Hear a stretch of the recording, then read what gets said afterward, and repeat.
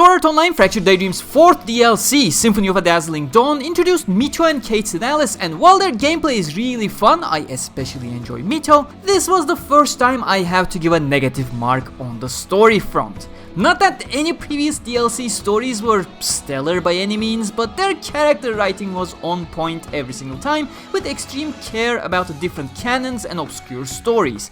In this DLC, everything is thrown out of the window, with characters just tiptoeing around actually interesting conversations they can have for about an hour in a story with a non-existent narrative.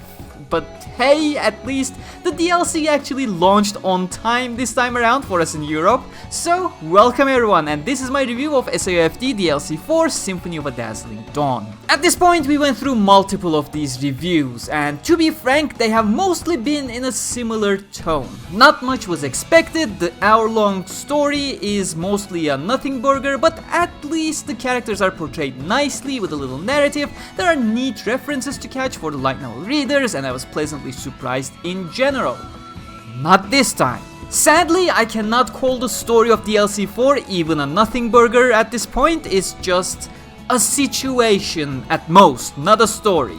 Nothing is happening here, there is no drive that pushes a narrative at all, and most importantly, the characters are written either random or outright boring. Since nothing much is happening here and my opinion overall ended up being quite negative, let's breeze through the story review. Alice just happens to be scouting a place and sees a player's silhouette. She reports it back. Kirtasun and Yujo join the search. They come across Oberon and he tags along as well.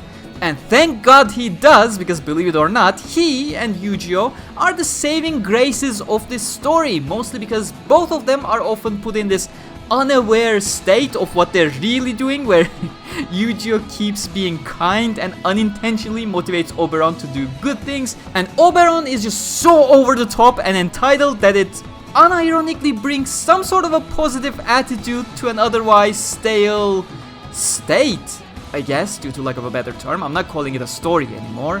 While scouting, Alice comes across a memory fragment, which happens to be her ALO account data, which transforms her into her Cait Sith avatar, and everyone is just surprised that she's a Cait Sith for some reason. I don't think anyone let the author of this DLC know that these people have been playing ALO with Alice in that attire for a while now, and Alice has nothing to be embarrassed about, nor do the other characters have any reason to be this surprised about her outfit. On top of the fact that all of these characters already had their ALO data one way or another inside Galaxia already in the main campaign, so why is it so weird that Alice now has her ALO data? Why do you guys not have your ALO data anymore when it was already in the game? Only reasonable reaction comes from Oberon in this scene, but it wasn't even a significant development anyways that the game tries to act as if it is, so not sure what else to say here. If anything, Alice having her Interitinite outfit was a bigger deal than her seed-based ALO account that got sucked into Galaxia. Then we come across Illfang as we're searching around, and I do believe this boss fight is just falsely programmed. Seriously, the balance feels like they just chucked in the 20-player co-op boss version in for the story boss that only has one actual real player plus 5 NPCs. The fight genuinely takes ages because of it. Not even the actual boss at the end is this long. Definitely an oversight here that I expect to be fixed at some point. But again, no story here to talk about, much like the main campaign. Nobody reacts to the fact that it's an Illfang lookalike or anything, which I already felt like was a missed opportunity in the main game. Defeating Illfang summons a gateway, which takes us to the floor 5 boss room with Fuscus, where we come across Mito. We just escape after dealing some damage, and outside we reacquaint with Mito, who has been pulled from sometime after Scherzo movie based on how she's talking, but still has her Arya outfit, but her Arya scythe acts as her Scherzo movie variable scythe with the chains and stuff. She also seems awfully mellow towards everyone, talks about how long it has been since she saw Asuna, isn't even one bit weirded out by SAO is not being SAO anymore, and nobody really bothers explaining her anything, not that she has any questions to begin with. Seriously, how long has it been since she saw Asuna? What has she been doing all this time? Why is nobody telling her anything about the current state? Why are the Fractured Daydream Kirito and Asuna, who are their main canon counterparts here mind you, acting as if they are their progressive movie counterparts? Kirito doesn't even know Mito as an account name. In his eyes, this is Ashley, the tailor who made his Blackworm coat. Why is this Mito not saying anything about Kirito and Asuna's outfits that are super high level for SAO when she still has her floor 1 outfit on? These may seem like nitpicks at the end of the day, but, well, previous DLC stories really tried to utilize lore details like these to their fullest to give some life into them.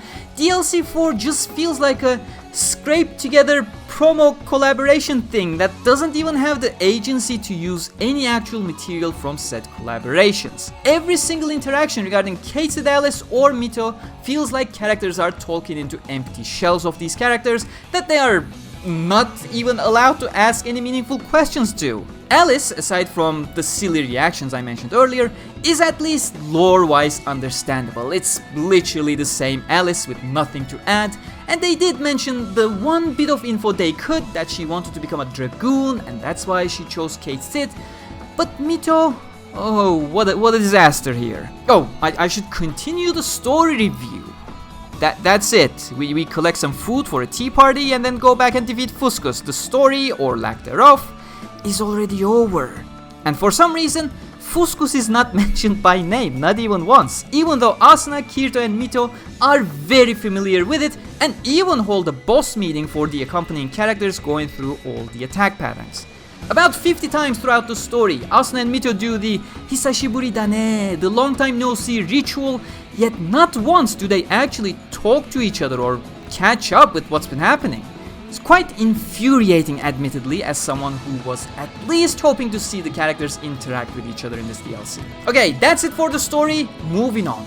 We have a semi-new map, which means it's just a texture change in my dictionary. The SAO field Coop Map has been changed up a bit. There are now mushrooms everywhere, a beautiful night sky, which to be frank makes the dialogue scenes in this DLC look gorgeous at times, especially if the camera has some good intentional placement. Great job on that.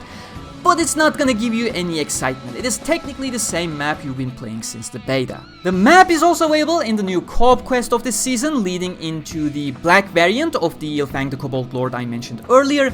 This is actually quite a good upgrade to the boss. The story variant is absolutely misbalanced, but the co-op fight itself is really good. Multiple new attacks, including the belly flop attack that memory defrag players may recognize. It does feel fresh. And of course, the crown jewel was the Fuscus the Vacant Colossus, our new raid boss of the season. Fuscus is already the best MMORPG boss raid the SAO series ever had the pleasure of producing, that I keep going on record to say that I wouldn't be surprised if Reki Kawara sat down with Yosuke Futami just to brainstorm about its design and attacks when he was first writing Scherzo of a Deep Night. And Fractured Daydream brought the movie variant of Fuscus in its full glory into the game itself. I know a lot of players found it overwhelming against Fuscus, but the reality is that it is just your average MMORPG boss. You truly need to pay attention when fighting this guy. Multiple limbs, head drop from the ceiling, I-beam explosions, and the periodically appearing light traps on the ground. Nobody ever looks at the ground for some reason.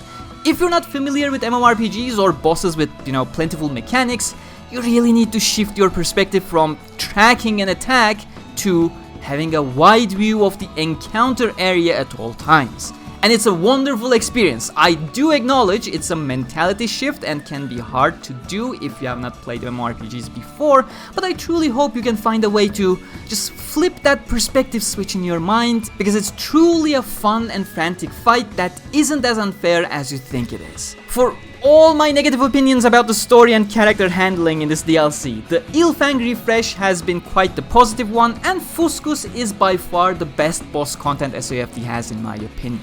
But then again, they're also technically the free seasonal content available for all players, so interpret that information as you will. The playable characters are the saving graces of the truly paid content of DLC 4 though. Mito as a fighter and Cait Sith Alice as a mage. I found myself gravitating more towards Mito. Her whirlwind attack I found extremely useful, especially in enemy dense areas. It's incredibly potent at pulling enemies into a single point. While it only damages where you see the whirlwind itself, it still pulls the enemies from beyond that range easily, allowing you to follow up with your other attacks and decimate countless mobs that are now sitting ducks in front of you. The defense debuff move is good utility for sure, especially in multiplayer content. Most buffs only affect your own party of 4, but if you debuff the boss, everyone in the lobby can take advantage of it, so having a Mito in your raid team is a huge benefit, however you look at it, provided they're using the ability often enough. The mobility option with the chains is a bit cumbersome to use. The tap move is very situational, but the hold action allows you to throw a chain far away and zip to that target, which can just be thin air too in an instant. I haven't tested it. I imagine flight or Shilika Pina Dash is still faster, but the speed the chain goes at feels very satisfying to use. As for Alice, I know she's a bit of a sore spot for many of you due to being a duplicate character, but as I keep saying, her kit is really cool, at least on paper. I'm not much of a mage player, so I did not spend much time playing with her, but being designed around exploiting enemy weakness elements at all times is incredibly alluring to optimize everything about her. But aside from that one unique aspect that is quite valuable, I don't have much to say about her. I was definitely a Mito player in this DLC, much like I was a Philia player in DLC 3. All in all, what could have been an incredibly intriguing story experience simply shot itself in the foot by deciding to not bring in the Unital Ring variants of Cait Sith Alice and Mito here, and made sure to shoot the other foot as well by not actually knowing what they could do meaningfully with the non-Unital Ring versions of these characters, which led to nothing at all happening anywhere in the DLC. The least you could do was to not use the Unital Ring logo on the Alice promotional video. Cait Sith Alice is technically an Alicization epilogue character after all, it's just that her first illustration arrived in Unital Ring 1. That's it, it's not a Unital Ring character. That's all from me though. It's the first DLC where I felt in negatives rather than at least content, which is a shame. But seriously, even approaching with an open mind and leaving all my canonicity nitpicks aside, there simply was not a story to talk about here. With all that said, thank you very much for watching, and until next time, stay cool.